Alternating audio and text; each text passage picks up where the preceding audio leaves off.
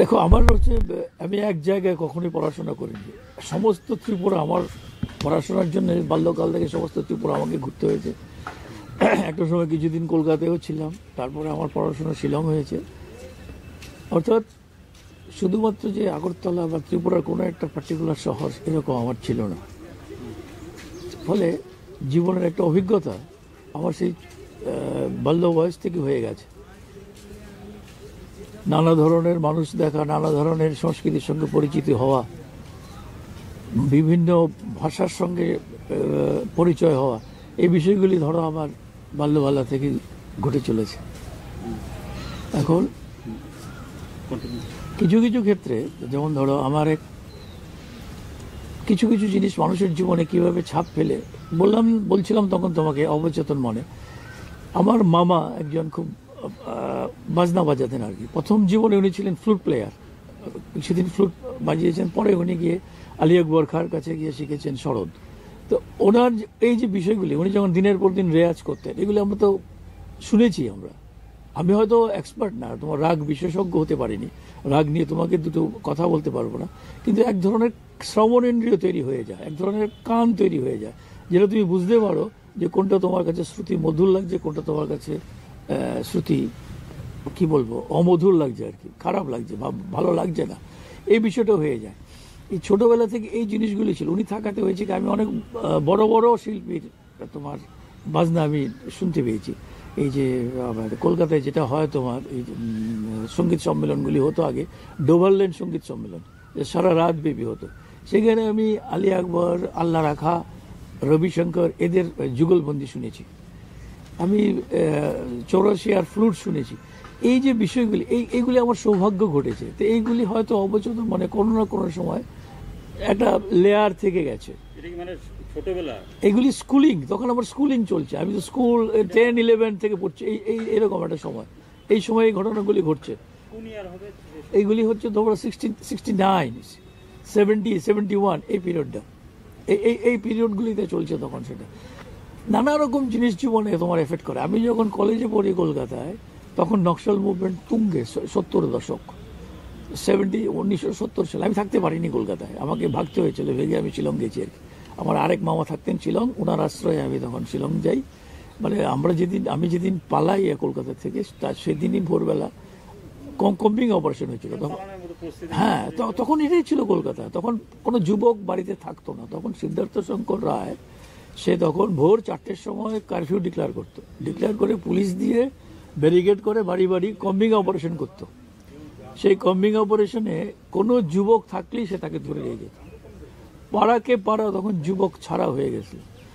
আমি যেদিন চলে যাই শিলংয়ে, তারপর দিন ভোরবেলায় আমাদের ওই বাসদ্রোণীতে থাকতাম। মানে খুব এগুলি সব তোমার এই অঞ্চল আর কি। তো সেই সময়কার দাগি অঞ্চল বলা যায় আর কি, মানে লেফট মুভমেন্টের জন্যে খুব একটা নাম করা অঞ্চল ছিল ওই সমস্ত জায়গায়।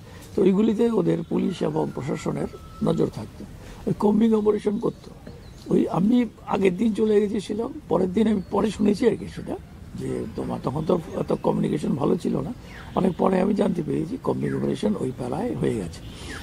তো এই ঘটনাগুলি আমাদের চোখের সামনে দেখা, চোখের সামনে আমি দেখেছি তোমার একটা ছেলেকে একদল লোক একটা ছেলেকে টানতে টানতে নিয়ে যাচ্ছে, তার মা পেছনে কাঁদতে কাঁদতে চলেছে, তার আঁচলটা মানে আমার চোখের সামনে ভাসে এগুলি, তার মাটিতে লুটিয়ে যাচ্ছে আঁচল, আর মা চিৎকার করতে করতে চলেছে, কোনো ভ্রুক্ষেপ নেই কারণ। পরে শুনলাম তাকে নিয়ে গঙ্গার পাড়ে নিয়ে গিয়ে তাকে ছেলেটাকে শেষ করে দিয়েছে, হি ওয়াজ কিল্ড। এই জিনিসগুলি, এই ঘাতী যে পলিটিক্স, সেটাও দেখেছি আমরা চোখের সামনে। শিলং যখন গিয়ে পড়লাম, তোমার ধরো 71-এর শেষের দিকে, আমি যখন শিলং গিয়ে পড়লাম কলেজে, প্রচুর তখন কলকাতার প্রচুর ছেলে তখন শিলংয়ে, মানে আসাম অঞ্চলে এই কারণেই গেছে, সব গেছে। তো আমরা যখন শিলং গেলাম, ওখানে একটা সব বেশিরভাগ কলেজগুলি তো তোমার মিশনারি কলেজ। একটা কলেজ ছিল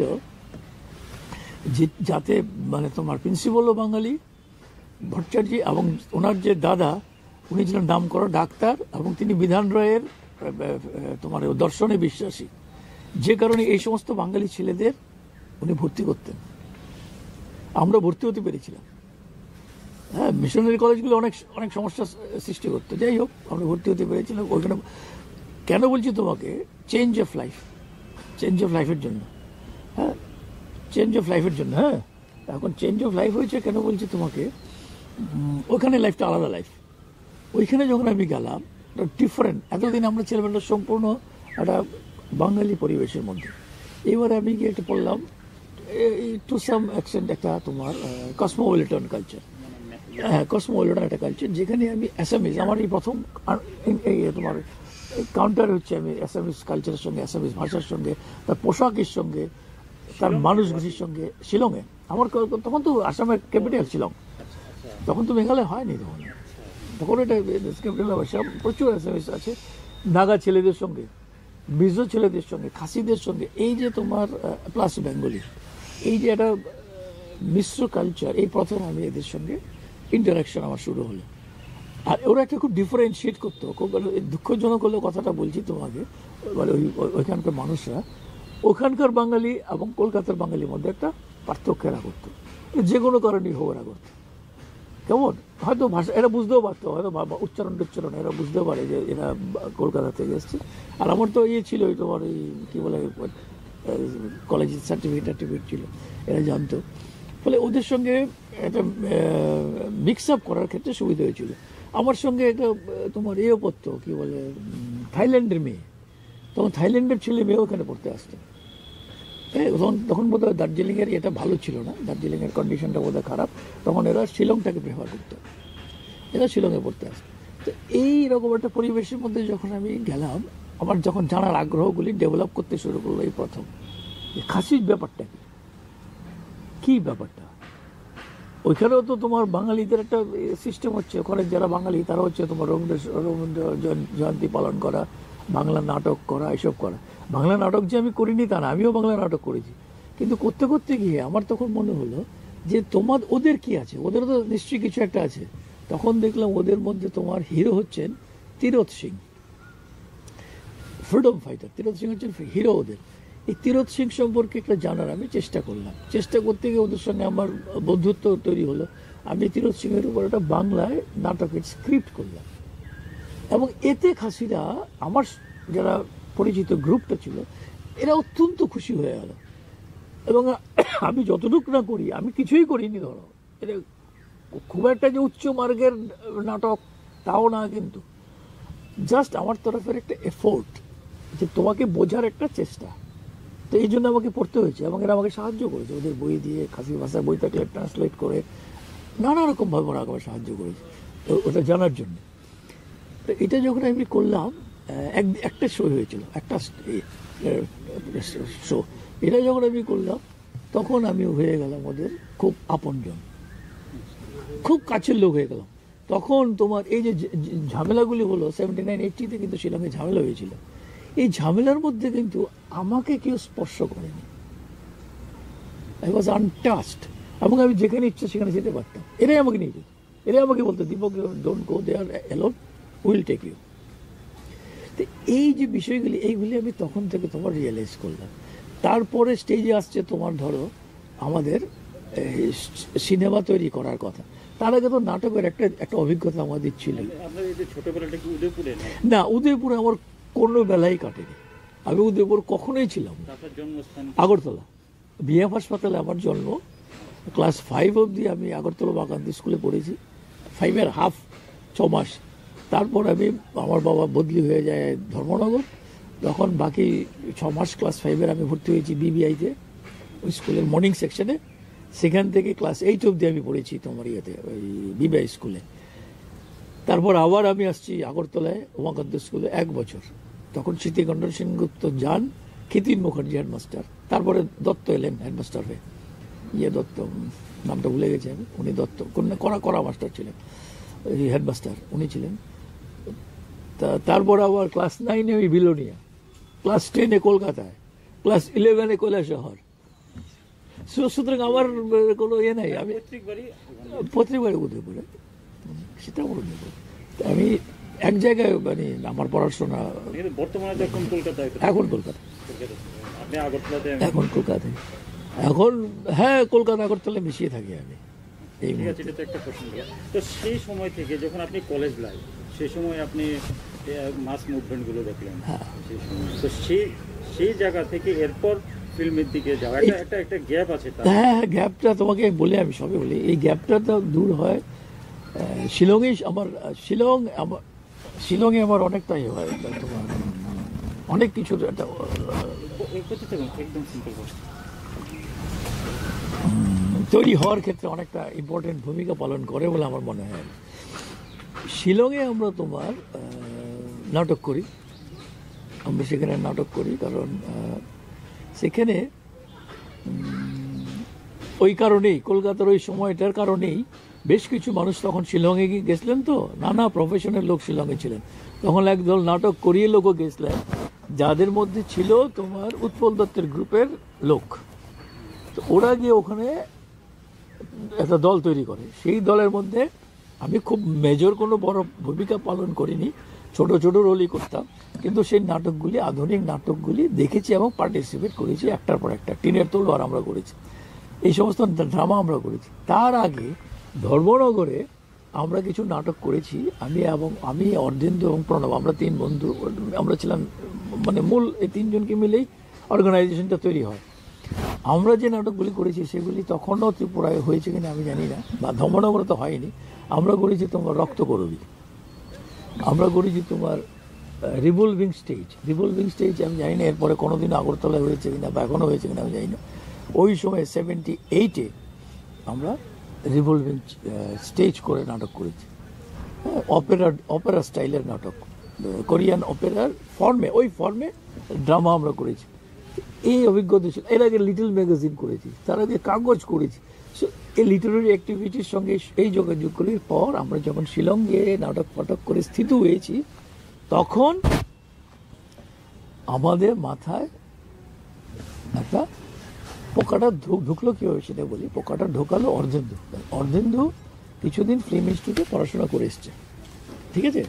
ফিল্ম ইনস্টিটিউটে সে পড়াশোনা করার ফলে আমাদের তোমার ওই ওর কাছ থেকে বইপত্র নিয়ে আমরা কিছু থিওরিটিক্যাল ইনফরমেশন আমরা জানার চেষ্টা করতাম, আর ছবি দেখতাম প্রচুর। আমরা সিনেমা দেখেছি তখন, আমরা দুজনে মিলে নাইট শো দেখতাম বেশিরভাগ, এবং আমরা সিনেমাটা দেখতাম থার্ড ক্লাস, পয়সা লাগতো তো।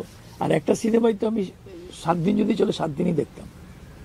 আমি তো সিনেমা তোমার গল্পের জন্য যেতাম না, আমরা যেতাম টেকনিক্যাল বিষয়টি বোঝার জন্য। থিওরির যে বইগুলি সে আমাকে দিত, সেগুলি পড়ার পর এগুলি ছিল তোমার প্র্যাকটিক্যাল ক্লাস। এতে ধরো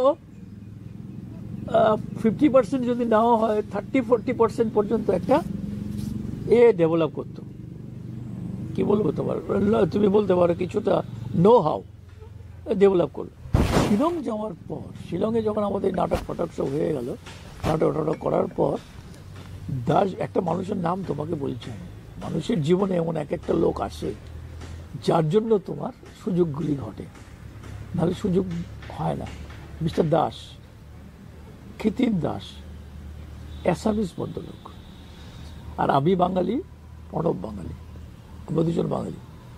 এই ভদ্রলোকের সঙ্গে আমাদের চেয়ে বড় বয়সে, ওই সময়ই তিনি, আমি তোমাকে বলছি 80 সালের কথা, 80 শেষ পার্ট 81 শুরু, এরকম একটা সময়ের কথা, 81 সালের কথা। ওই সময়ে তিনি রিটায়ারমেন্ট নিয়ে নিয়েছেন। He was deputy secretary finance, Assam গভর্নমেন্টে রিটায়ারমেন্ট নিয়ে ব্যবসা করেন ওয়াইফের নামে। উনি খাসি বিয়ে করেছেন, বড় ব্যবসা, ওনার নানা ধরনের ব্যবসা আছে। এই ভদ্রলোকের সঙ্গে আমাদের আলাপ হলো। এই ভদ্রলোক আমাদেরকে 60,000 দিলেন 1981 শেষ সময়, 82 বিগিনিংয়ে, to make a documentary movie, একটা ডকুমেন্টারি ছবি করার জন্য। আমাদের এই দীর্ঘ সময় আমাদের সঙ্গে কথাবার্তা বলার পর ওনার বিশ্বাস হয়েছে যে ছেলেগুলি মানে ইয়ে না আর কি, আমার টাকা মারবে না অন্তত, আমার নাহলে 7,500 টাকা জ্বলিয়ে যাবে। উনি আমাদেরকে নামতে দিলেন। এই 7,500 টাকা দিয়ে আমরা একটা ডকুমেন্টারি ছবি দিলাম। এই প্রথম আমরা হাতে কলমে, এই তো বললাম 82 সেলুলয়েডে 16mm আমরা করলাম। শিলংয়ে এন্টায়ার শিলংয়ে শুটিং, কিছুটা গুয়াহাটিতে শুটিং, কারণ সাবজেক্ট ছিল cattle wealth of north east. গরুর উপরে, গরুর আর্টিফিশিয়াল সিমনিমেশন ইয়েতে হয় তোমার ওই শিলংয়ে ওদের আর্টিফিশিয়াল ব্যবস্থা আছে প্রজননের আর কি, ওই সমস্ত জিনিসগুলিকে হাইলাইট করে, ডায়েরির মুভমেন্টকে হাইলাইট করে, এই ছিল বিষয়টা, টেকনিক্যাল বিষয় ছিল। আর গুয়াহাটিতে তোমার এটা আছে তো ইয়ে কলেজটা, ভেটেনারি কলেজ, ওদের ইয়েটা নিয়ে আর কি, এক্সপার্টিস নিয়ে ছবিটা করা। সেই ছবিটা পরে ফিল্ম ডিভিশন পারচেস করে। দাসবাবু লস হয়নি আলটিমেটলি। আমাদের যেটা গেইন হলো, মানে আমরা যার জন্য গ্রেটফুল ভদ্রলোকের কাছে, উনি তো এই রিস্কটা নিয়েছিলেন। আমরা প্রথম ক্যামেরা দেখলাম, প্রথম ক্যামেরা চালালাম এবং এভরিথিং আমরা নিজেরা দেখলাম এই প্রথম, ঠিক আছে? সব কিছু এডিট থেকে শুরু করে আর থেকে শুরু করে এভরিথিং।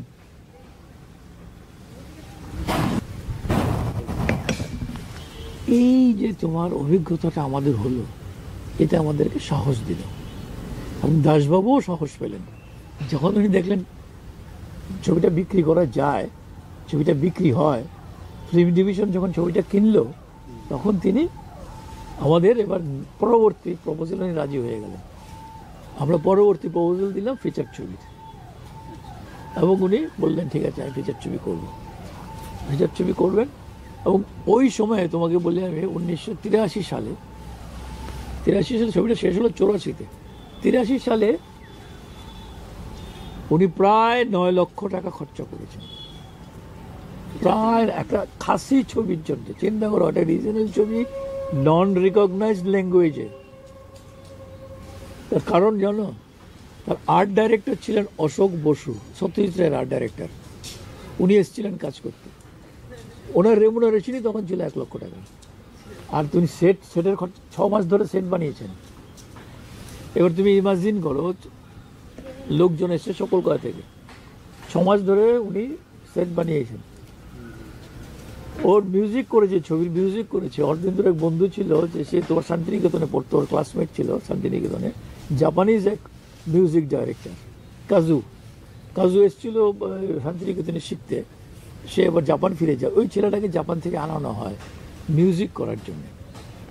তার কারণ খাসি ফ্লুট ইজ সাউথ ইস্ট এশিয়ার যে ফ্লুটগুলি, এগুলি আমরা যে ফ্লুট ব্যবহার করি সেই ফ্লুটের মতো না, ইটস ডিফারেন্ট, তার টিউনটা আলাদা। তো ওই খাসি ছবিতে ওই ধরনের ফ্লুট না থাকলে ওখানে 84 আর ফ্লুট চলবে না। আমাদের যে ফ্লুট, সেই ফ্লুটের যে টিউন সেটা চলবে না। এই জন্য ওদের ওই ভদ্রলোককে আনা হয়েছিল। এই ছবিটা এই তোমাকে বললাম না একটু আগে, তোমাকে কথা প্রসঙ্গে বলছিলাম, ফান্ড যদি সাফিসিয়েন্ট পাওয়া যায় তাহলে কম্প্রোমাইজ না করে ছবি করা যায়।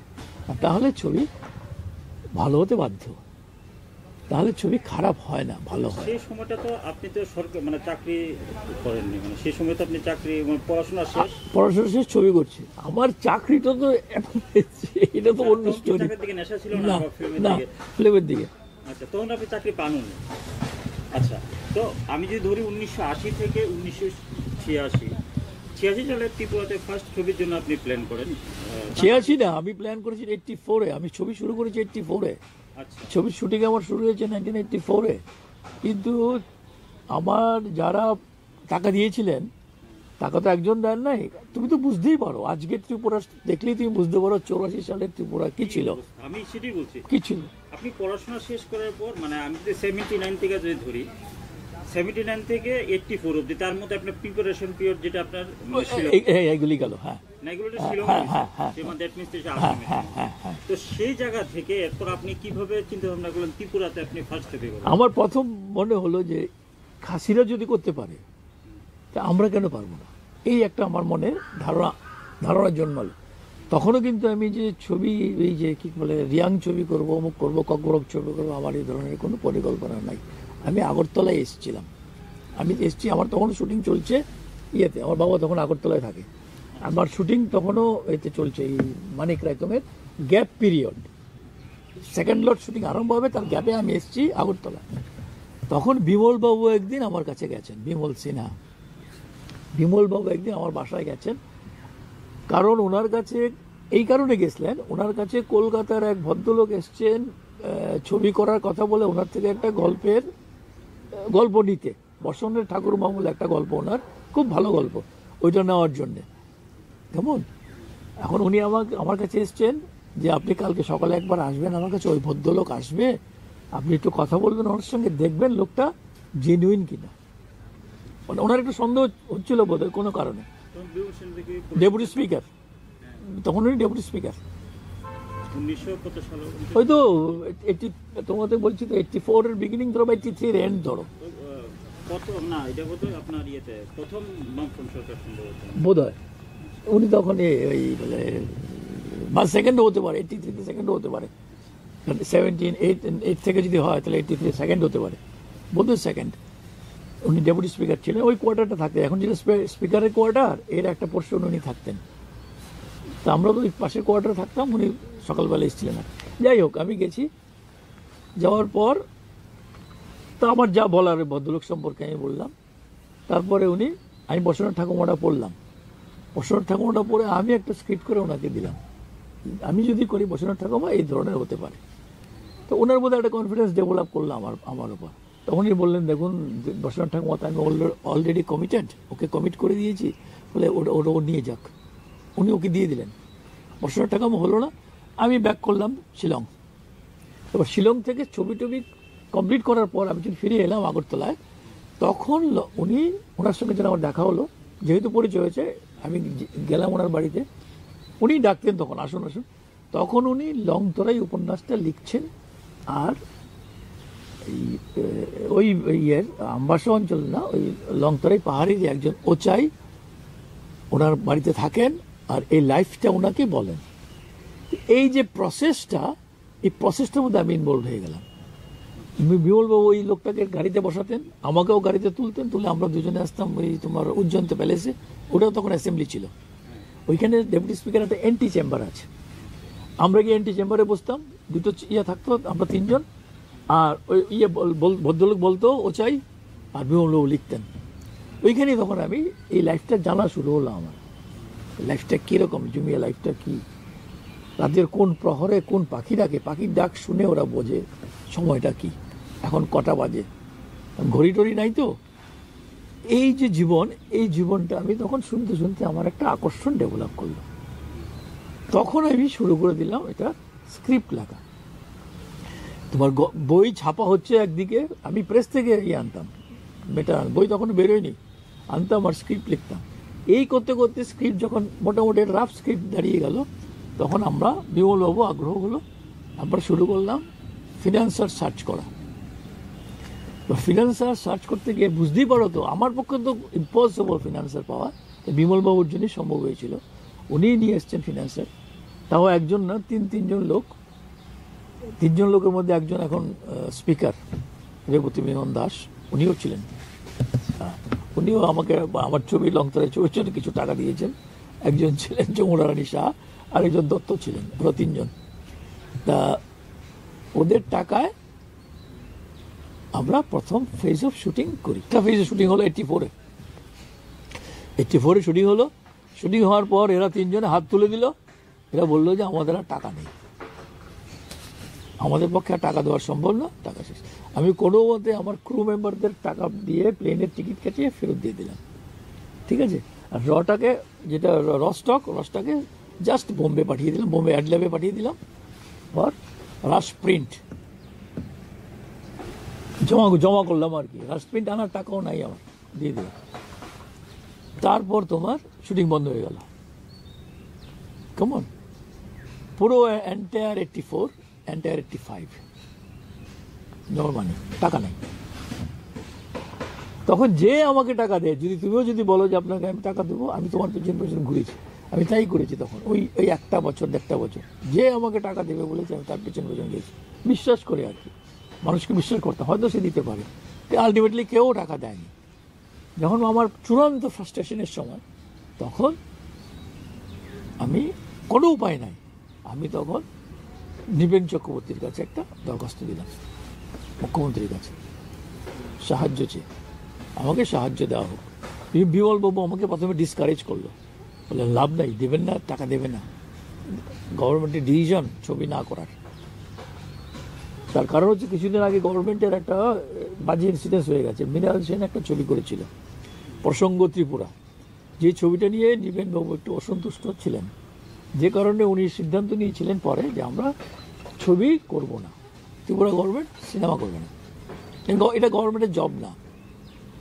ফলে আমার টাকা পাওয়ার কোনো সম্ভাবনা নেই। তথাপি আমি একটা দরখাস্ত করলাম, 1,25,000 টাকা চাইলাম যে আমি আটকে গেছি। যাই হোক, তারপরে নিশ্চয়ই বিমলবাবু তার লেভেলে পার্সু করেছেন, একটা পার্সুয়েশন তো নিশ্চয়ই ছিল তার লেভেলে। আমার দরখাস্ত তো আর কাজ হবে না, এটা আমি বিশ্বাস করি না। একটা পার্সুয়েশন ছিল, সেই পার্সুয়েশনের ফলে আলটিমেটলি গভর্নমেন্ট আমাকে এই 1,25,000 টাকাই দিল, গ্র্যান্ট ইন এইড দিল আমাকে। ডিসেম্বর 85 আমাকে দিল টাকাটা। 86 মার্চে আমি সেকেন্ড লট শুটিং করলাম। এইবার আমি এক টানা কিন্তু ছবি শেষ করে দিলাম। 86 মার্চ থেকে অগাস্টে আমার সেন্সার হয়ে গেল। তা তখন তো আমার টাকা এসে গেছে, তারপর কোনো চিন্তা নেই। এই 1,25,000 টাকায় আমি ছবি করতে পারবো না, এই কথা আমায় বলেছিল উৎপলেন্দু চক্রবর্তী এসেছিল। উৎপলেন্দু আমাকে বললো আপনি পারবেন না এই টাকায়, দিস ইম্পসিবল। আমিও জানি ইম্পসিবল, তাই আমার একটা প্রিন্ট হয়েছিল। আই কুড ম্যানেজ সিম্পল একটা মাত্র প্রিন্ট আমি করতে পেরেছিলাম, আর পারিনি। কারণ করা যায় না আর কি। মানে আমি বোম্বে গিয়ে তোমার ইয়েতে থাকতাম, লজে থাকতাম, খাওয়ার পাওয়া যায় না, খেতাম পাও ভাজি রাস্তায়। মানে যত আমি গেছি স্লিপার ক্লাসে, বোম্বে মেলে আমি যে বোম্বে গেছি ট্রাভেল করেছি স্লিপার ক্লাসে। বুঝতে পারো মানে কি লেভেলে আমাদের মানে এটা কেউ ভাবতেই পারে না এই লেভেলে থাকা কেউ ছবি করে। এনিওয়ে, আমরা তো সামহাও আমরা প্রথম ছবিটা করে দিয়েছি আর কি লংতরা, এবং মানুষের খারাপ লাগেনি এটাই বলতে পারি। কারণ সেলুলারে করাতে এবং কালার হওয়াতে তোমার যেহেতু আমার ল্যাবরেটরি ভালো, ল্যাবরেটরি তো one of the best laboratories ওই সময়ের ব্লো আপের ক্ষেত্রে, 16 to 35 ব্লো আপের ক্ষেত্রে তখন খুব নাম, অ্যাডল্যাবের ভীষণ নাম, প্রসাদের চেয়েও ভালো নাম অ্যাডল্যাবের। স্পেশালাইজ করে ফেলেছে অ্যাডল্যাব তখন এটাতে। গৌতম ঘোষ টোষ তারা সব এটাতে এই ল্যাবে কাজ করেছে তখন।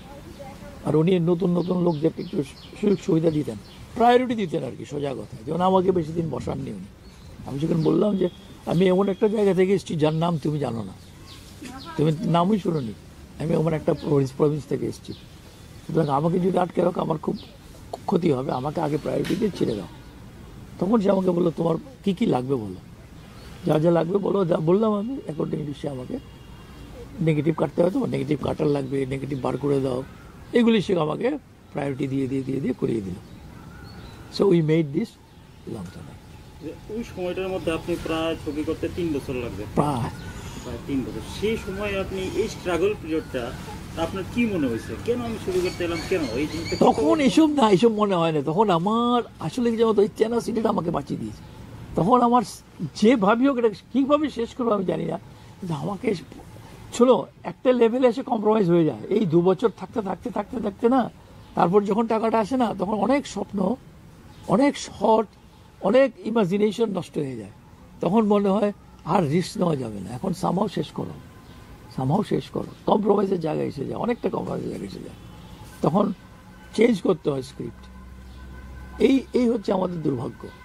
এই কম্প্রোমাইজ করতে গিয়ে ছবিটা অনেক জায়গায় মার খায়, নিজের মন মতো ছবি হয় না, যেটা মানিক রায়তঙ্গে হয় নাই। মানিক রায়তঙ্গের মতো প্রডিউসার খুব কম লোকে পায়, খুব কম লোকের ভাগ্যে জোটে এই ধরনের প্রডিউসার এই রিজিওনাল ছবির ক্ষেত্রে, পার্টিকুলারলি নন রিকগনাইজড ল্যাঙ্গুয়েজ ছবির ক্ষেত্রে। তো আপনার একটা জিনিস আমি শুধু আপনার দেখাই, এটা দেখে আপনার কি মনে হইতেছে? এটা তো লাভ সিকোয়েন্স। হ্যাঁ, এটা হচ্ছে একটা ছবি, এটা হচ্ছে আমাদের লাভ আছে। এটা তো আমরা তোমার করলাম কলকাতায় শোয়ের আগে একটা ব্রোশিয়ার করতে, দেখো না কত বাজে লেটার প্রেসে করা, টাকা নাই তো, সেটা তো অনেক আগে, অনেক না। তখন তো তবু ভালো প্রেস কলকাতায় ছিল নিশ্চয়ই। এটা তোমার একটা কলকাতার বাইরের একটা সুবার্বের একটা প্রেসে করা। এটা দীপঙ্কর যে এই দীপঙ্কর ছেলেটি এটা করে দিয়েছিল, মানে ওর বন্ধুর জানাশোনা। মানে যত কম পয়সায় কোন জায়গায় হয় তুমি এই সমস্ত খোঁজাখুঁজি, বুঝতে পারতেছো তো।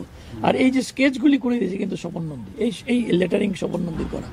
আমার এই লংতরার কিন্তু টাইটেল কার্ড কিন্তু স্বপন নন্দীর করা। আচ্ছা, এটা টাইটেল কার্ড কিন্তু সুন্দর, খুব সুন্দর কিন্তু টাইটেল কার্ডটা আর এটা হলো লংতরা, এটা হলো আপনার সেই আগরতলা যে ম্যাগাজিনটা। হ্যাঁ, এটা আগরতলা ম্যাগাজিনে ওরা এটা দেখে আপনার নস্টালজিয়া আরে না এখন কেমন লাগছে দেখে? সব জিনিস আমি ভাবি এগুলি বোধ আরেক জন্মের কথা মনে হয়, এটা বোধ এই জন্মের না আর কি, এটা অন্য আরেকটা জন্মে বোধ আমি এই ছবিগুলি করেছিলাম।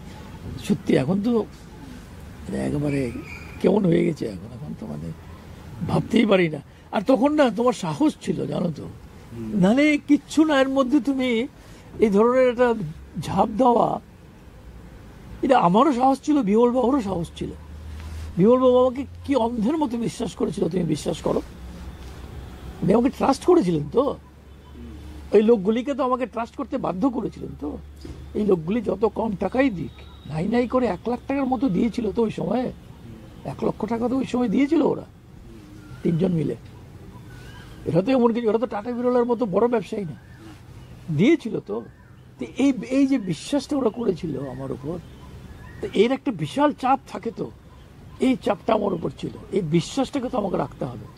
আজকে আমার এটা ভালো লাগে যে আমি কিন্তু বিশ্বাসঘাতকতা করিনি। লংতরের জন্য কেউ কিন্তু অনুশোচনা করে না। লংতরের যে একটা মোটামুটি ভালো ছবি, এটা কিন্তু সবাই স্বীকার করে, এটা এক বাক্যে সবাই মানে, যারা দেখেছে। প্রচুর বিদেশি আমার ছবি দেখেছে, প্রচুর ফেস্টিভ্যালে আমার ছবি দেখানো হয়েছে, মানে আমার নাম বলা উচিত, আমাদের ছবি প্রচুর ফেস্টিভ্যালে দেখানো হয়েছে লংতরের ছবিকে। তুমি জানো দিল্লিতে এই ত্রিপুরা গভর্নমেন্ট বললো কি, একটা আপনা উৎসব হয়েছিল 87-এ, জানুয়ারি 87, রাজীব গান্ধী আসার পর। আপনা উৎসব হচ্ছে তোমার ভারতবর্ষের যত ফোক আর্টিস্ট আছে ওদের মেলা, ওই প্রগতি ময়দানে। এটা বোধহয় 7 দিনের মধ্যে মেলা ছিল বোধহয়। ওইখানে ত্রিপুরা পার্টিসিপেট করেছে, কারণ ত্রিপুরা তো যাবেই, তার প্রচুর ফোক আর্টিস্ট আছে, ফোক টিম নিয়ে। সেখানে ত্রিপুরা গভর্নমেন্ট বললো যে আমরা লংতরাই পাঠাবো, লংতরাই পাঠিয়েছি। আর এর সঙ্গে গেছিলেন হরিবোদ্ধা, হরিবোদ্ধার নাম শুনেছো তো? হরিবোদ্ধা আমাদের হরিবোদ্ধা ছিলেন কি বল সাউন্ডের মানুষ, নাটকে ভালো সাউন্ড করতে, আলোর মানুষ, বেসিক্যালি লাইটের মানুষ, নট সাউন্ড, লাইটের মানুষ। আর উনি পাপেটারি করতেন, পুতুল নাচেরও জনক। তো উনি গেছিলেন তার টিম নিয়ে, আর উনি ইয়ে চালাতেন, ওই যে প্রজেক্টর, সোশ্যাল এডুকেশনে চাকরি করতেন উনি। উনি সোশ্যাল এডুকেশন প্রজেক্টর নিয়ে গেছেন লংতরায় নিয়ে। উনি এসে আমাকে বললেন যে এই মেলাতে 2টো ছবি দেখার জন্য মানুষের খুব ডিমান্ড ছিল, একটা হচ্ছে চোখ উৎপলেন্দুর, আর একটা হচ্ছে লংতরায়। প্রচুর স্ক্রিনিং করেছে, আমাকে বললাম কি প্রচুর স্ক্রিনিং করেছে। মানুষ ভাষা বোঝে না, ভাষার বেড়ে, কারণ আমার সাবটাইটেল ছিল না, ভাষা বোঝে না, কিন্তু তবু তারা দেখত। ফলে তার একটা অ্যাকসেপ্টেন্স ছিল এই তোমার লংতরাই ছবিটা। এই লংতরাই ছবিটা এখন কি পজিশনে আছে সে তো আমি জানি না, আমি জানি না তার কারণ কি। যা করে এখন প্রিন্ট আপনি কি গভর্নমেন্টকে দিয়ে? হ্যাঁ, প্রিন্ট তো আমি গভর্নমেন্টকে দিয়ে দিয়েছি। আর নেগেটিভটা আলটিমেটলি আছে যমুনা রানী সাহা বলে এক মহিলা, ওনার হাজব্যান্ড আর কি, উনি বাকি 2জনকে টাকা দিয়ে দিয়েছেন। এই যে যাদের নাম বললাম তোমার, এই যে রেবতী বাবু আর আরেকজন দত্তর নামটা মনে পড়ছে না আমার, এই 2জন ভদ্রলোককে ওদের যে শেয়ার সেটা সে দিয়ে, ওদের শেয়ারটা সে পারচেস করে নেয়, নিয়ে সে সোল প্রপারেটর হয়ে যায়। হওয়ার পর আমাকে সে বললো যে সে নাকি লেবরেটরি থেকে নেগেটিভ ফেভারিট সব নিয়ে এসে তার বাড়িতে রেখে দিয়েছে, তার কাছে একটা প্রিন্টও আছে। সে এটা কাউকে দেখায়ও না, সে এটা আমি বললাম এখনও সময় আছে, এখনও লংতরাই ফেস্টিভ্যালে পাঠানো যায়। আমাকে সে বছর 4 আগে আমাকে কলকাতা ফেস্টিভ্যালে বলেছিল, কলকাতায় যে ইন্টারন্যাশনাল ফেস্টিভ্যাল হয়, বলেছিল আমরা তো দেখেছি ওই সময়ে, ওরা ছবিটা দেখেছিল ওই সময় তোমার 86-এ, 97-এ দেখেছিল তার। বললাম আমরা তো ওই সময় দেখেছি, আমরা যদি প্রিন্টটা থাকে আমাদের দিন, আমরা ফেস্টিভ্যালে আবার দেখাই। সে তো দেয় না।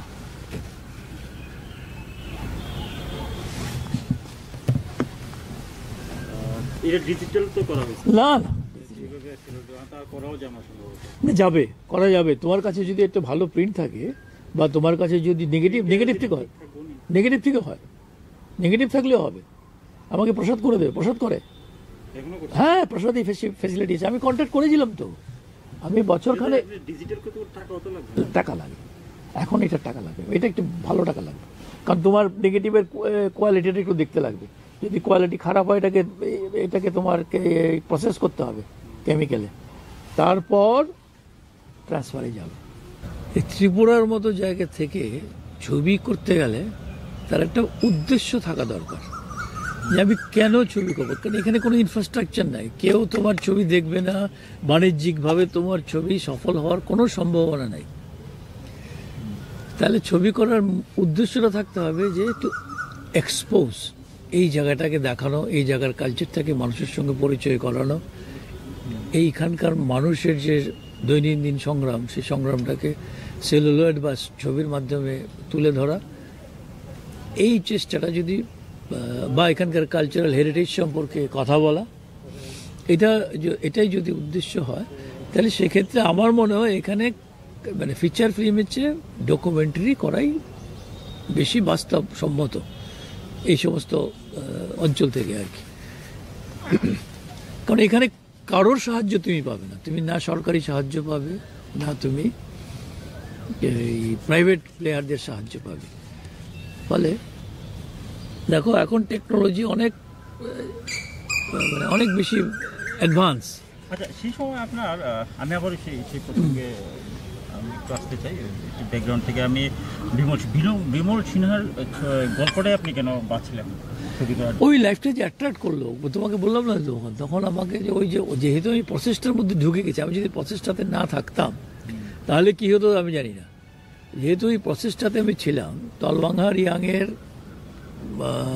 বর্ণনাগুলি যখন আমি শুনছি, তো ফলে তার একটা আকর্ষণ আমার মধ্যে তৈরি হয়, ওই জীবন দেখার একটা আগ্রহ ডেভেলপ করে। তখনই আমি যাই, বেশ কয়েকবার আমি ওই ওদের ভিলেজগুলিতে আমি যাই ছবি করার অনেক আগে। এগুলি প্রাক প্রস্তুতি বলা যায় ওই জীবনগুলি দেখার জন্যে। আমি অনেক দিন ছিলাম ওইখানে আমবাসায়, এক নাগারে 15 ওয়ার্কশপ করেছিলাম। তো আমি ছবি শুটিং করার আগে আর্টিস্টদের নিয়ে ওয়ার্কশপ করেছিলাম, কারণ এটা তো অ্যাক্টিং তো দূরের কথা, এরা তো ছবিই দেখে না। ফলে এদের জন্য একটা ওয়ার্কশপ আমি করেছিলাম আমবাসায় থেকে। আমি ছিলাম 1 মাসের মতো এখানে আমবাসায়।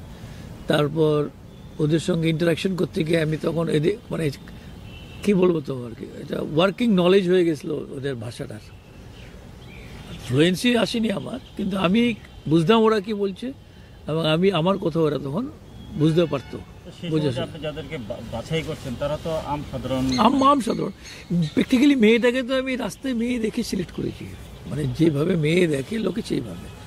খুব লজ্জারই ব্যাপার, আমবাসায় আমি দাঁড়ানো, আমবাসার একটা 4 দোকান আছে ওইখানে আমি দাঁড়ানো, বিমলবাবু ভেতরে বসা, আমি বারান্দায় দাঁড়ানো। বারান্দা মানে কি মাটির ইয়ে তো জানো তো তুমি, হ্যাচেট আর কি, ইয়ে করা তোমার ছন বাঁশের দোকান। বারান্দায় দাঁড়ানো, স্কুল ছুটি হয়েছে তখন, আমবাসা মেয়েদের স্কুল ছুটি হয়ে গেছে, মেয়েরা সব বাড়ি ফিরছেন দল বেঁধে। আমি তাকিয়ে আছি, জাস্ট মেয়ে দেখছি তখন। তার আগে আমি আগরতলাও মেয়ে দেখে গেছি। আগরতলা আমি একটা রিয়াং মেয়ে পেয়েছিলাম, তোমার বাজুবন রিয়াংয়ের এক রিলেটিভের মেয়ে। এই মেয়েটি শিলং পড়াশোনা করতো, আমি তাকে ভেবেছিলাম করবো, কিন্তু মেয়েটাকে দেখার পর আমি ওকে বাদ দিই, কারণ তার ভুরু প্লাক করা ছিল। আধুনিকা মেয়ে তো, শিলং পরে। আমি তখন ওকে বললাম না, একে দিয়ে হবে না। তখন আমি পরে আমরা যখন আমবাসা গেলাম, আমবাসা আমি লিটারেলি তখন এই মেয়ে দেখছি। দেখতে দেখতে এই মেয়েটাকে আমার, এই যে প্রমিলা মেয়েটিকে আমার মনে হলো যে এ আমার হতে পারে। তখন এই বিমলবাবুকে ডাকলো, বিমলবাবু বললো কি বলো এই মেয়েটা কি, কার মেয়ে, খোঁজ নেন আপনি, এটা কার বাড়ির মেয়ে, কি বৃত্তান্ত, আপনি এবার এটা খবর নেন। মেয়ে বললো আচ্ছা দাঁড়ান। বিমলবাবুর সঙ্গে সঙ্গে আবার একটা লোককে ডেকে আনলো, ডেকে 10-15 মিনিটের মধ্যে এটা বার করে ফেললো, যেটা কোন বাড়ির মেয়ে, কি বৃত্তান্ত সব জানাশোনা হয়ে গেল। তো বিমলবাবু ইনফ্লুয়েন্সিয়াল মানুষ ওই অঞ্চলের, উনি গিয়ে তার বাবাকে বললেন, তো তার না করার কোনো প্রশ্ন নেই। তো ওই মেয়েটাকে তখন আমরা সিলেক্ট করলাম, আর ছেলেটাকে দিয়েছে বিমলবাবু, ছেলেটাকে সিলেক্ট করেছে বিমলবাবু। সিলেক্ট করে আমাকে বলছে, দেখুন আপনি এই ছেলেটাকে, আমি ভেবেছি এটাকে নেবেন, হবে কিনা আপনি দেখুন। তা আমি দেখলাম যে ছেলেটাকে নেওয়া যায়। তুমি ছবি দেখে নিশ্চয়ই বুঝতে পারছো আমার পেয়ার কিন্তু খারাপ না, পেয়ার কিন্তু দেখতে খারাপ লাগছে না। মানে ওই সেই দিক থেকে সিলেকশন কিন্তু আমাদের মানে ইয়াং কাপল ছিল তো, এরা ইয়াং কাপলের সিলেকশনটা আমার মনে হয় সঠিকই ছিল। তারপর তো কিছু তো তোমার লোকাল ভিলেজ থেকে আমরা হ্যাঁ না, এখন আমার ইচ্ছা করে খুব, আমার ইচ্ছে করে একবার যেতে খুব। এখন তো আগের বাসা নাই, আমি তো চিনতেও পারবো না এখন কি অবস্থা। আর মেয়েটার বিয়েটি হয়ে গেছে আমি শুনেছিলাম অনেক আগে। আর এই ছেলেটার সঙ্গে আমার দেখা হয়েছিল অনেক পরে একবার। ছেলেটা চাকরি করতো, তোমার তহসিলদারের চাকরি করতো, ওইসব অঞ্চলেই থাকতো, ওই অঞ্চলেই ধলাই ডিস্ট্রিক্টেরই কোনো একটা জায়গায় থাকতো। আর দেখা হয়নি। আগরতলাই বোধহয় একবার দেখা হয়েছিল আমার।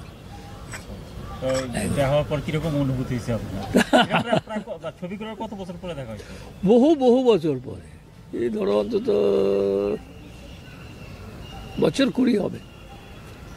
কি বললো এরাও খুব অবাক আমাকে দেখে, স্যার কেমন আছে, ভালোই আছে। আর তোমরা কি খবর, তোমাদের কি খবর?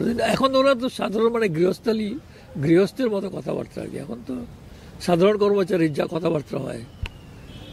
প্রমিলার খবর জিজ্ঞেস করলাম, বলে যে প্রমিলার তো বিয়ে হয়ে গেছে, বাচ্চা টাচ্চা হয়ে গেছে। তবে গ্রামবাসীরা খুব সাহায্য করেছিল আমাদের, তুমি ভাবতে পারবে না সঞ্জীব। ওই সময় আপনি তো কিছুটা ব্যক্তিগত উদ্যোগ, কিছু আপনার একে তো ব্যক্তিগত উদ্যোগ প্রডিউস সামগ্রা করলো, কলকাতা থেকে এত আর্টিস্ট নিয়ে, সেলিব্রিটি নিয়ে আপনার সেই যে অবস্থা, তখন ত্রিপুরার পরিস্থিতি কি ছিল? ত্রিপুরা পলিটিক্যাল অবস্থা খুব খারাপ। আমরা যখন শুটিং করি তখন বিজয়ের আঙ্কেল ফুল ফর্মে ডেইলি লোক মারা যাচ্ছে, ডেইলি সে অ্যাম্বুশ করে সিআরপি মারছে, নাহলে মানুষ মারছে এভরিডে। আমার শুটিং স্পট থেকে নিচে একদিন আমরা শুটিং করছি, এসে শুনলাম এটিআরটিসি বাস অ্যাম্বুশ করে মেরে ফেলেছে। মজা কি জানো, এই টিএনভির লোকেরাও আমাদেরকে প্রোটেকশন দিয়েছে। আমি পুলিশ নিয়ে গেছিলাম। এই জিনিসটা বললাম, আপনি যখন এত নিয়ে সেই পলিটিক্যাল সিচুয়েশনে দাঁড়ায় বাইরের থেকে এত লোক আই না, হ্যাঁ, এত ত্রিপুরা পসিবল না, সব কলকাতার ক্রু, কলকাতার লোক এনে সেই রিফ্লেক্টর এনেছি। ইমাজিন, আমি প্লেনে করে রিফ্লেক্টর এনেছি, 35 এর reflector, it's a big reflector. Reflector is a huge one. সেই রিফ্লেক্টর এনেছি আমি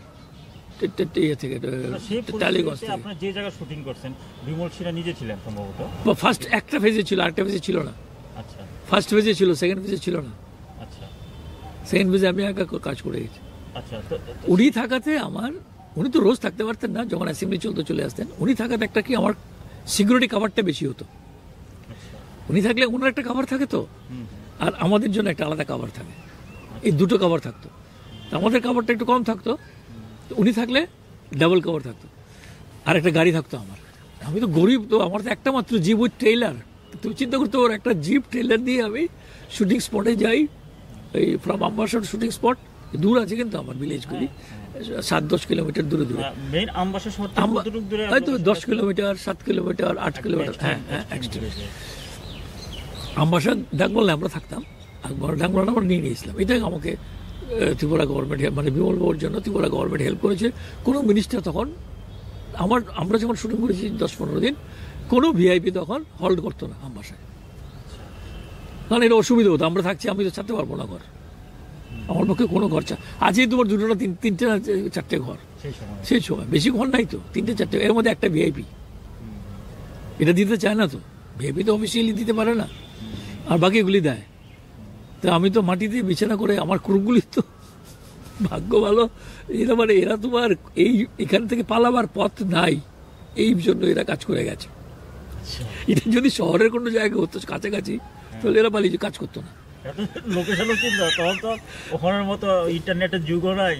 এরা তারপরে ভয় দেখানো হয়েছে কি জানো তো, আমার যে সেকেন্ড অ্যাসিস্ট্যান্ট ছিল পলু চ্যাটার্জি, ফার্স্ট এসে সেকেন্ড এসেছে, সে কন্টিনিউটি মেনটেন করতো আর কি।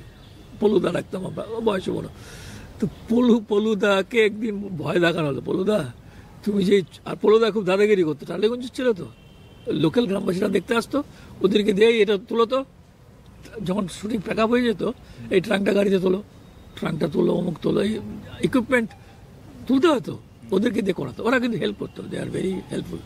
তো একজন বললো যে, পলুদা তুমি যেটা করছো তুমি জানো কে? ও টিএনবির মেম্বার, একটু আগে অপারেশন করে এসছে। পলুদা তারপর থেকে আমাকে পাঠিয়ে দাও, আমাকে অবশ্য বলতো আমাকে পাঠিয়ে দাও, আমাকে পাঠিয়ে দিই, আমাকে টিকিট কেটে দিই, আমি চলে যাই কলকাতায়, আমি চলে যাই। সেই জন্য সে সময় তো রাজনৈতিক পলিটিক্যাল যে সিচুয়েশন ছিল, এর মধ্যে টিএনবি কোনো সমস্যা করছে না সেই সময়? কেন করে নাই? যেহেতু আমরা এটা এই ধরনের ছবি করছি, বলতে গেলে তোমাকে যেটা বলতে চাইছিলাম, আমি বলতে গেলে কিছু কিছু ক্ষেত্রে এরা আমাকে গার্ডই করেছে, এরা নিজেরাই আমাকে গার্ড দিয়েছে, আমি বুঝতে পারিনি। আমাকে বলেনি যে আই এম গার্ডিং ইউ। কারণ তোমাকে একদিনের ঘটনা বলি তোমাকে, আমি একদিন রাত্রি 12টা অবধি শুটিং করেছি। তো লাইট ফাইট তখন কেমনি নিতেন আপনার, বা লাইট তো লাইট আমি কলকাতা থেকে নিয়েছি তো, এভরিথিং কুক করা তো। তুমি শোনো আমার গল্প, তুমি শোনো, তোমাকে বলি। চিফ ইঞ্জিনিয়ার ছিলেন আমার বাবার বন্ধু, chief engineer electrical Chittaranjan Bhattacharya তখন ছিলেন, আমার বাবার ক্লাসমেট। আসলে ব্যক্তিগত পারিবারিক সূত্রে আমাদের সঙ্গে পরিচয়। আর উনি বিমল বাবুকে খুব পছন্দ করতেন, খুব পছন্দ করতেন। উনি একদিন আমাকে কথায় কথায় বলেছিলেন, আজকে বলে দিয়ে গেলি সব, একদিন কথায় কথায় বলেছিলেন যে উনি হচ্ছেন ত্রিপুরার ভবিষ্যতের মুখ্যমন্ত্রী। বিমল বাবু সম্পর্কে ওনার এই ধরনের উচ্চাসা উনি পোষণ করতেন আর কি। এই সিআর ভট্টাচার্যকে আমরা বললাম যে আমি এরকম শুটিং করবো, আপনি আমার এই ভিলেজ আমার সিলেক্টেড ভিলেজে আমার নামাতে হবে কারেন্ট। তখন তোমার একটা রাজীব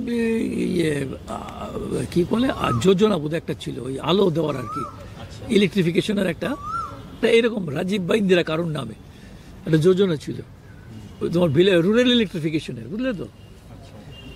ওই যোজনার আওতায় উনি আমাকে করলেন কি, তোমার করলেন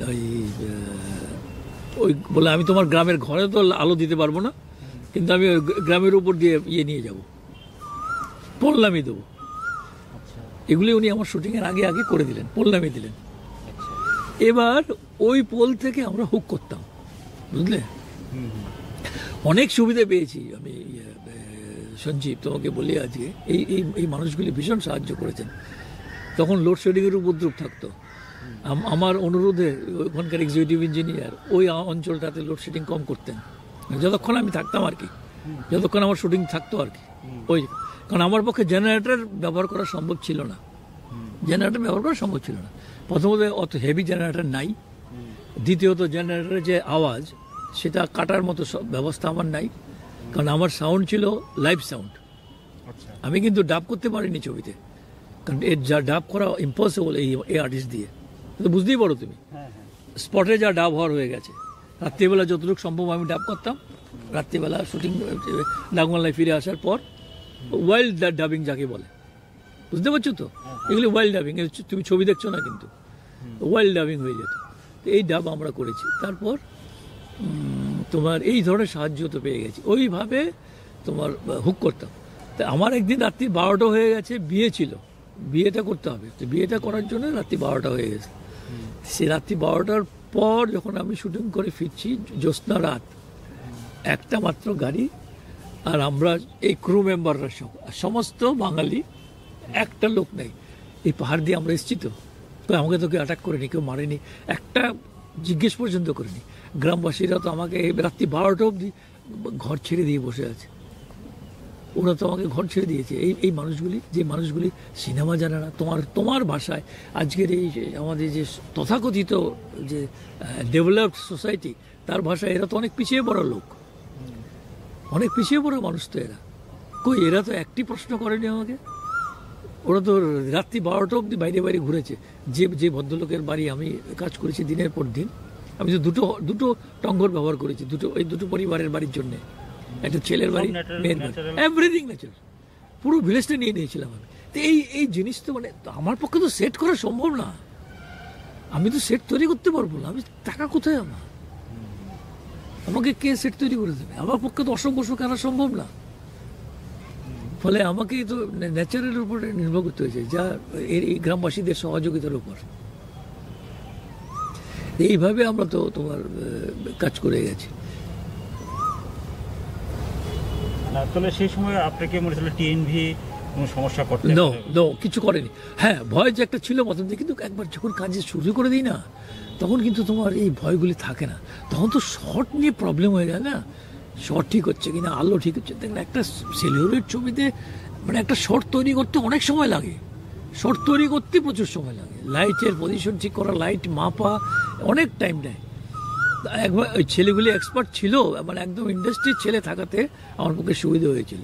কারণ আমি তো ধরার লোকও নিয়ে এসেছি আমি, তোমার এই যে রিফ্লেক্টার ধরার একটা আর্ট আছে, এই জিনিসগুলি হেভি, কিন্তু বেশিক্ষণ ধরে রাখতে পারবে না একটা নভিস লোক, তার পক্ষে অসুবিধা হবে, হাতের ব্যালেন্স থাকবে না, হাত কাঁপবে, হাত কাঁপলেই লাইট তোমার স্লিপ করবে।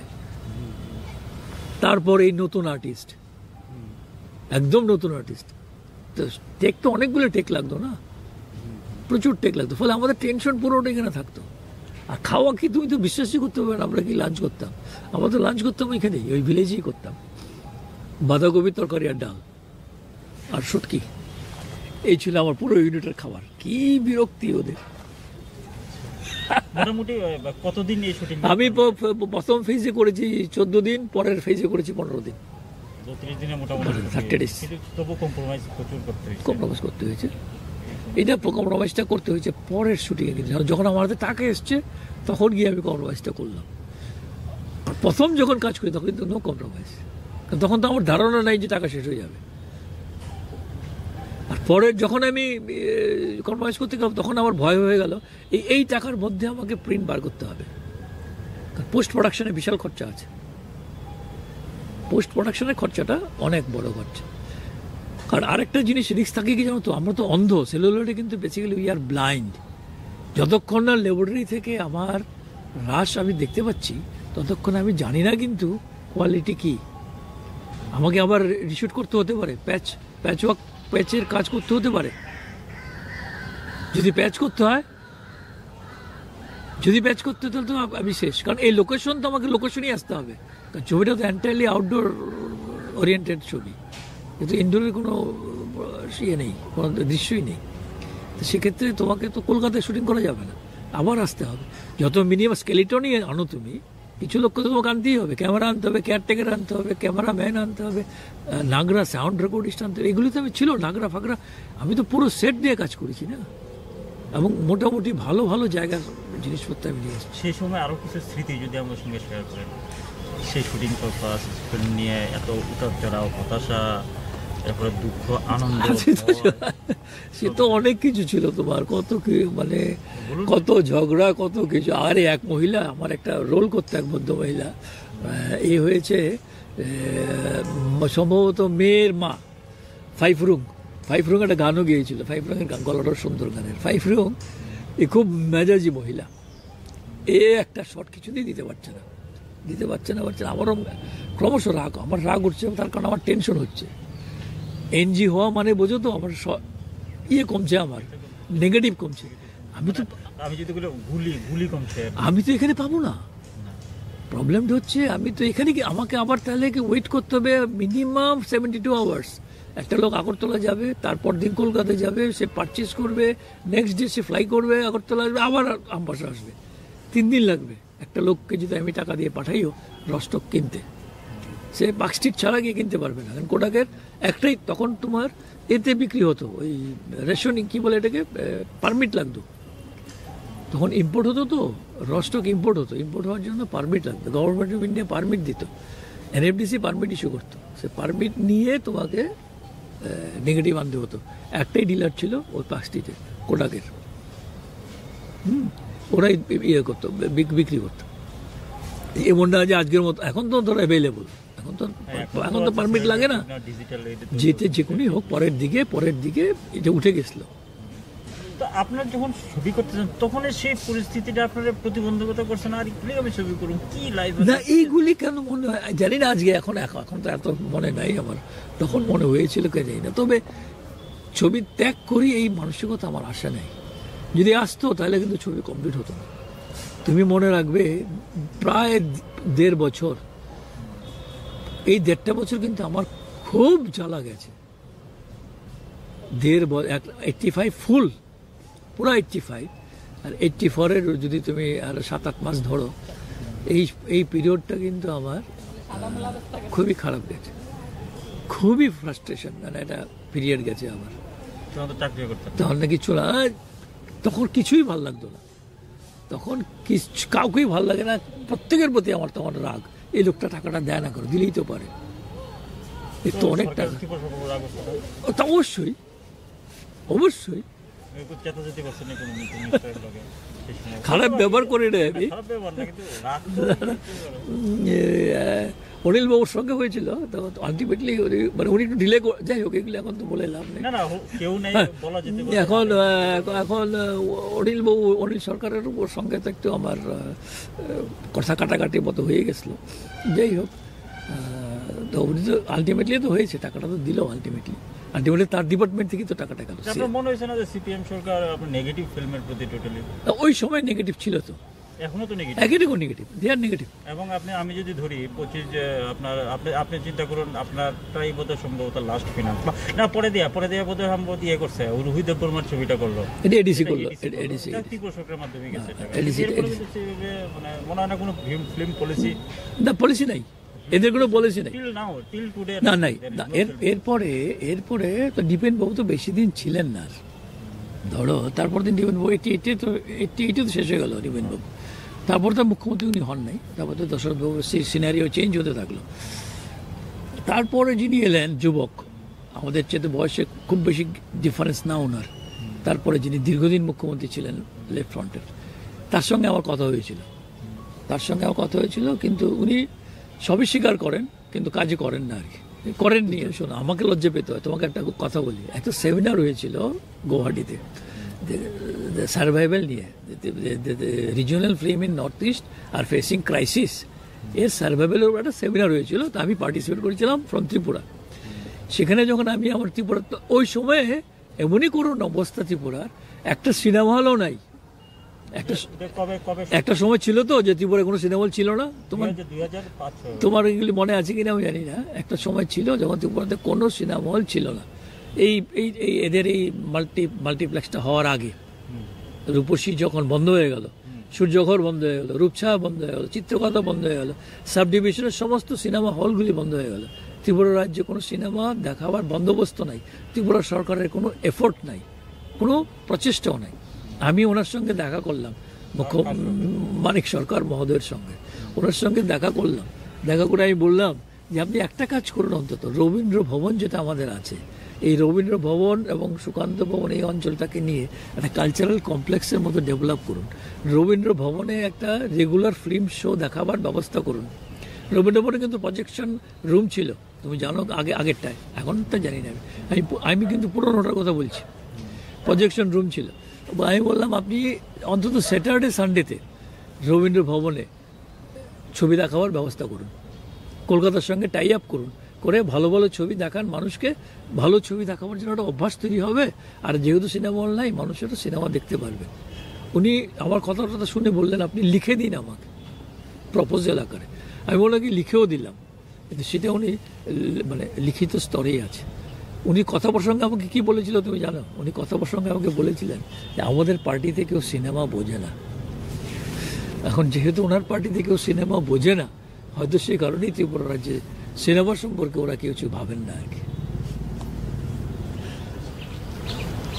এই হচ্ছে আমার এদের সম্পর্কে আমার একটা সময় খুব উচ্চ ধারণা ছিল, এখন আর সে ধারণা নাই। যাই হোক, যেটা বলছিলাম তোমাকে, সেই গুয়াহাটিতে আমাকে লজ্জা পেতে হলো। গুয়াহাটিতে ওরা আমাকে বললো, এক ভদ্রলোক সিনিয়র ম্যান গুয়াহাটি ইন্ডাস্ট্রির, উনি তখন বললেন যে দেখো কেরলেও সিপিএম গভর্নমেন্ট, তোমার ত্রিপুরাতেও সিপিএম গভর্নমেন্ট, তাহলে তোমার সিপিএম গভর্নমেন্ট এরকম কেন? কেরলে ওরা চিন্তা করছে রিভাইভ করার জন্যে, ওরা ভাবছে যে ইভেন আমরা মালয়ালম ছবিকে অন্য ভাষায় ট্রান্সলেট করে অন্য রিজনে দেখাবো, এবং অন্য রিজনাল ছবিকে মালয়ালমে ট্রান্সলেট করে আমরা আমাদের দেশে দেখাবো। এই এক্সচেঞ্জটা আমরা করতে চাই, মানে একটা procedure to revive the regional film, এইভাবে ওরা ভাবছে। আর সেখানে তোমার ত্রিপুরাতে তুমি বলছো এই গ্লুমি পিকচার, সিনেমা হলই নাই, ছবি করার কথা তো অনেক দূরস্থ। ওরা সিনেমা সম্পর্কে কোনো মাথায় ব্যথায় নেই এদের। তুমি দেখো না, এই যে একটা উনি করেছিলেন আজকে, যেখানে তোমার এনএসডি, এই যে ন্যাশনাল স্কুল অফ ড্রামা যে বিল্ডিংটাতে, সেই বিল্ডিংটা করা হয়েছিল একটা ইয়ে করার জন্যে, সাউন্ড স্টুডিও করার জন্য, এবং তার সঙ্গে পরে যোগ হলো এডিটিং শ্যুট করার জন্য। একটা এডিট শ্যুট হবে আর সাউন্ড স্টুডিও করবে। আমি তখন ওনাকে বললাম এগুলি কোনো প্রয়োজন নেই, আপনি একটা ক্যামেরা কিনুন আর এডিট শ্যুট করুন, আপনার সাউন্ডের দরকার নেই। উনি কথা শুনলেন না, উনি কিন্তু সাউন্ডের জন্যে বোম্বে থেকে লোক আনিয়ে টাকা দিয়ে সাউন্ড স্টুডিও বানালেন। আলটিমেটলি কিন্তু কোনো কাজে লাগলো না, এটা বন্ধ। এবং এটা দিলেন উনি এনএসডিকে। এখন এটা এনএসডি ব্যবহার করে এই বিল্ডিংটা। এটা কিন্তু এনএসডি বিল্ডিং না, কিন্তু পরে ধরো আমার কনফিডেন্স বেড়ে গেছে। আমার কনফিডেন্স মানে পার্সোনাল লেভেল তুমি যদি বলো, আমার কনফিডেন্স লেভেল বেড়ে গেছে। তখন আমি আর সরকারি নির্ভরতার উপর আমি আর থাকলাম না। আমি তখন অ্যাটেম্প নিলাম in search of a relation করার জন্য। এটা রবীন্দ্রনাথ ত্রিপুরা, এই ছবিটা করলাম। এটা private finance, absolutely private finance. ওই যা হয় ত্রিপুরা রাজ্যে, একসঙ্গে টাকা পাই না, টাকা পেতে দেরি হয়, ফলে এটাও 2 বছর লাগলো কমপ্লিট করতে। এই ছবিটা করলাম। এই ছবিটা করতে গিয়ে সম্ভবত এটাই প্রথম ছবি ত্রিপুরার থেকে যার শুটিং বাইরে হয়েছে। শান্তিনিকেতনে আমি শুটিং করেছি, জোড়াসাঁকোতে শুটিং করেছি আমি আর তো ত্রিপুরায় কিছু শুটিং হয়ে গেছে। এই হলো তোমার in search of a relation. In search of a relation করেছেন আমার তাপসী সাহা। এরা টাকা দিয়েছে, এদের ফিল্ম। এটা ন্যাশনাল টেলিকাস্ট করেছে দূরদর্শন, এর টাকাও পেয়ে গেছে সে। এটা কোনো নাই, এটা তোমার লস না। এবং এই ছবিটাও বিভিন্ন ফেস্টিভ্যালে দেখানো হয়েছে, দিল্লিতে ICCR-এ দেখানো হয়ে গেছে। এটাও মোটামুটি উচ্চ প্রশংসিত ছবি। কলকাতার দেশের মতো পত্রিকায় এটার ভালো রিভিউ বেরিয়েছে। কিন্তু এরপর এরপরে আপনি চাকরিতে গেলেন, এরপর লাইভ ফিল্মের সঙ্গে আপনার যোগাযোগ আছে, কিন্তু ফিল্ম কোনো করেননি টিল 2020। না, করেছি তো আমি তো একের পর এক।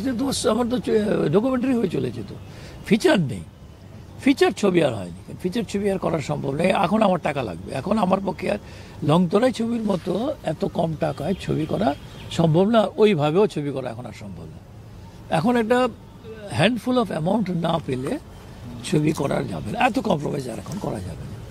কারণ এখন তো ব্যাপারটা হয়েছে কি, এখন আমি নিজেও অনেক অনেক অনেক ফেস্টিভ্যাল অ্যাটেন্ড করার ফলে আমারও একটা ধারণা হয়ে গেছে। লংতরায়ের পর থেকে আজ অব্দি কতগুলো ছবি আপনি করেছেন? 10টা, সব শুদ্ধ 10টা। 9টা ছোট ছবি, একটা ফিচার, লংতরাই ফিচার, আর বাকিগুলি তোমার ডকুমেন্টেশন। মানে প্রায় সবগুলো আপনার সেলুলয়েড দুটো ডকুমেন্টারি, একটা পিলাক আর একটা not culture in search of relation. In search of relation এবং পিলাক, এই দুটো ছবি হচ্ছে সেলুলয়েড, এবং লংতরাই সেলুলয়েড, এই 3টে ছবি সেলুলয়েড। আর বাকিগুলি হচ্ছে বেটাকেম ফরম্যাট ছিল, তারপরে ইউমেটিক ছিল, তারপরে বেটাকেম এসছে, তারপরে তো লাস্টে ডিজিটাল এসছে। এখন তো ডিজিটাল এই ফরম্যাটে চলছে।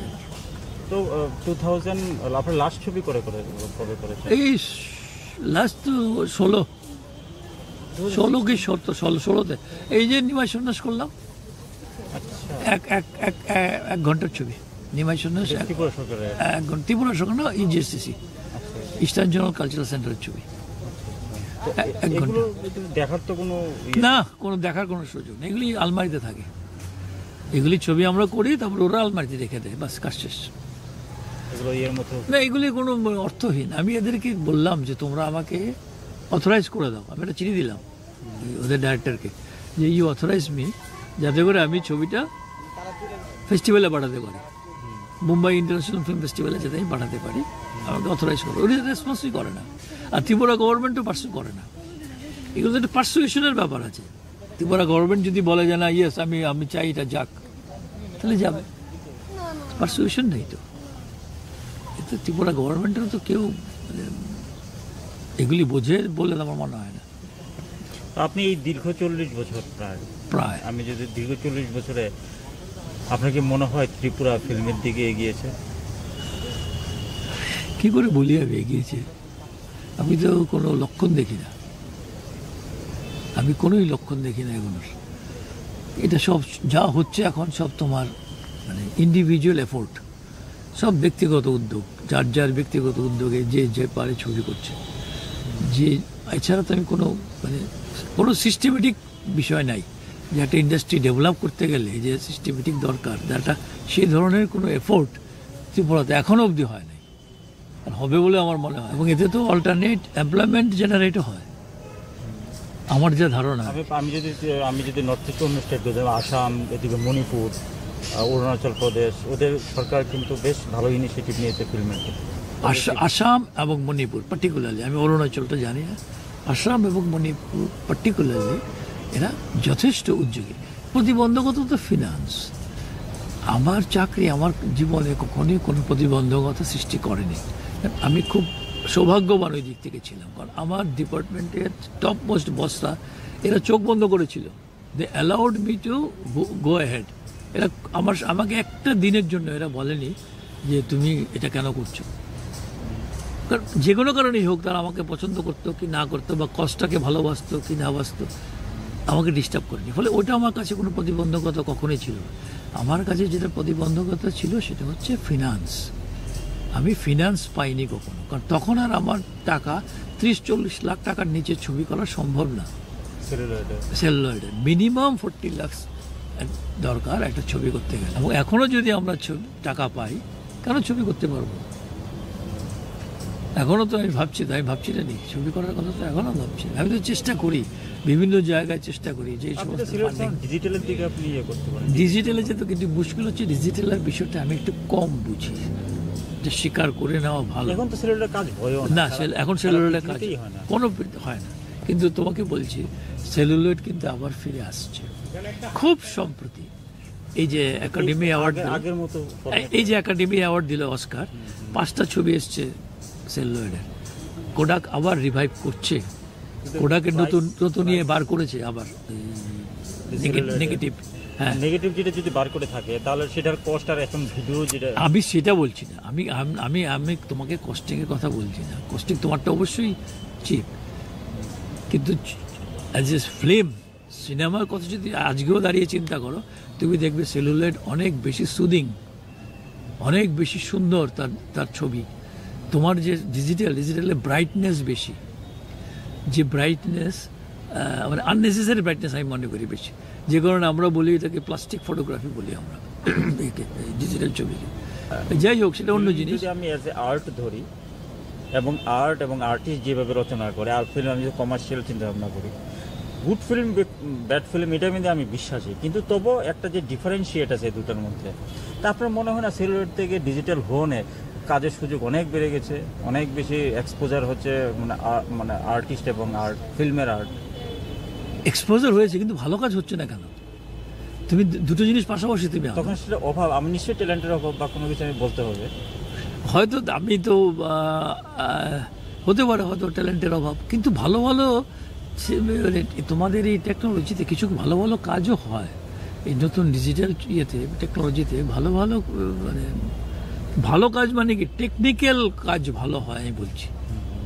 আমি টেকনিক্যালটা এস্থেটিকের কথা না, কিন্তু এস্থেটিক্যালি কিন্তু আমরা সেই ধরনের ভালো ছবি দেখতে পাচ্ছি না। তার কারণটা আমি জানি না, তুমি যদি বলো তাহলে ট্যালেন্টের অভাব হতে পারে। না, আমি শুধু দুইটা জিনিস, আমি জাস্ট আমার কাছে পয়েন্ট ফোকাস একটা, রবীন্দ্রনাথ ঠাকুরও লেখে, আমাদের এখানে স্বপন কুমার লেখে। জাস্ট আমি উদাহরণ দিলাম, দুজনের লেখক, কারটা কালোজয়ী হয় মানে কারটা হয় না। আমি যে ডিফারেন্সিয়েট করি, লেখে দুইজন কলম কাগজই লেখে। আমি ফিল্মটাকে যদি আমি একজন দেখে সেলুলয়েড একজন, বুঝতে পারছি তুমি তাহলে তুমি বলতে চাইছো ডিজিটাল কোন জায়গায়, বুঝতে পারছি তুমি বলতে চাইছো ডিজিটালও কালজয়ী ছবি হতে পারে যদি তোমার মেধা থাকে।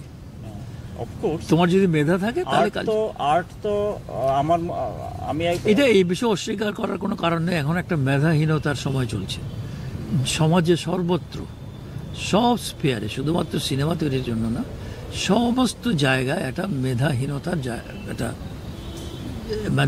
একটা সময় চলছে। আমরা এটা যে সময়টা আমরা পাস করছি খুবই খারাপ সময়।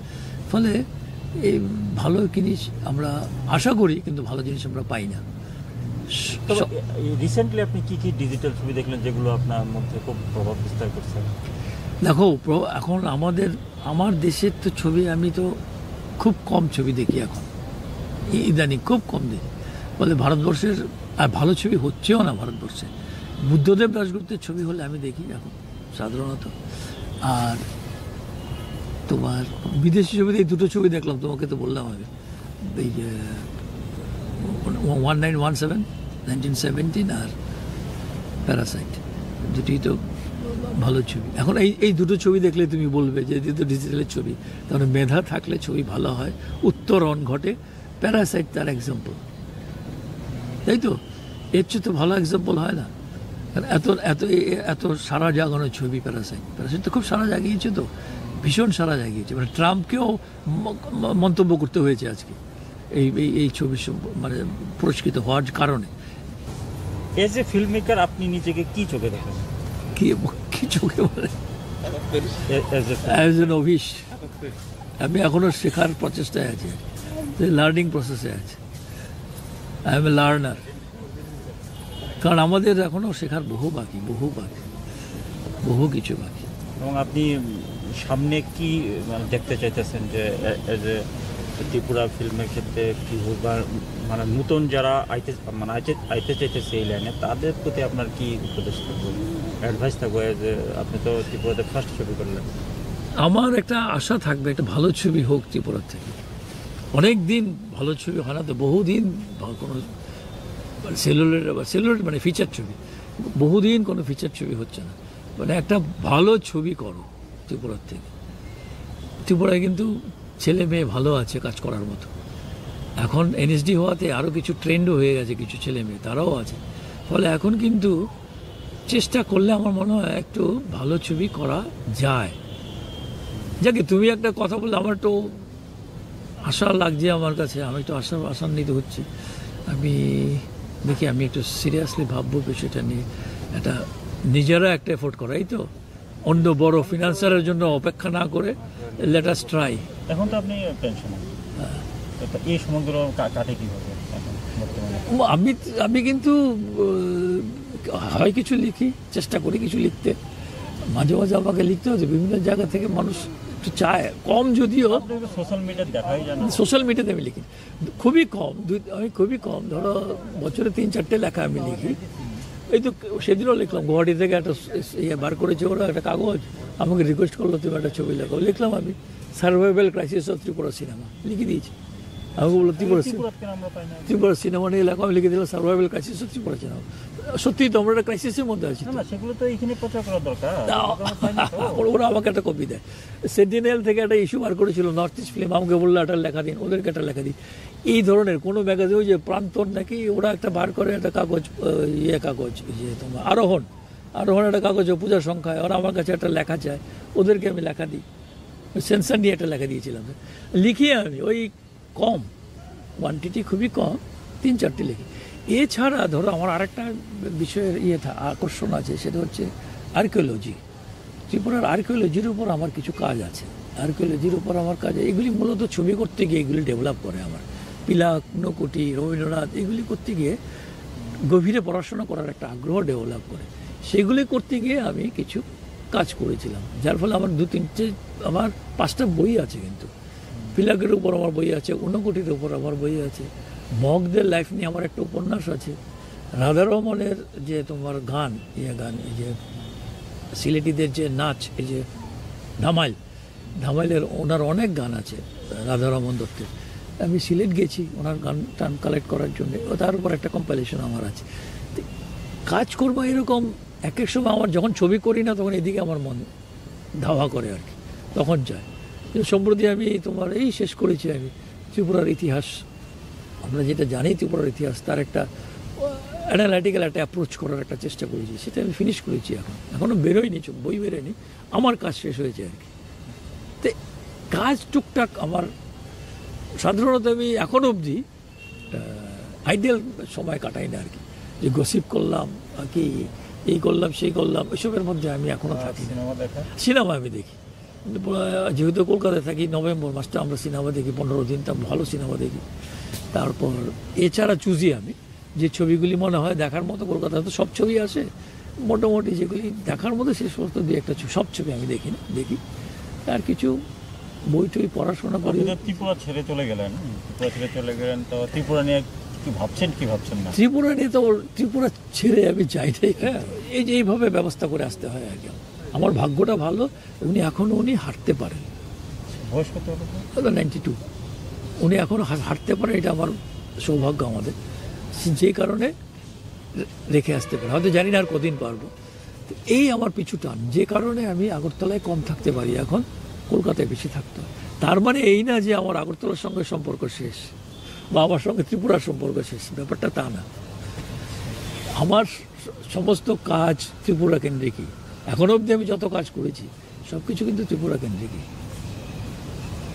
শুধু একটা সম্প্রতি একটা তোমাকে বলি, আমি কাউকে বলিনি এখনো, একটা কাজ করার কথা আমি ভাবছি। যদি টাকাটা পাই, আমি চেষ্টা করছি ফিনান্সের, তাহলে আমি ত্রিপুরার বাইরে গিয়ে একটা কাজ করব। সেটা হচ্ছে আইএনের ওপর।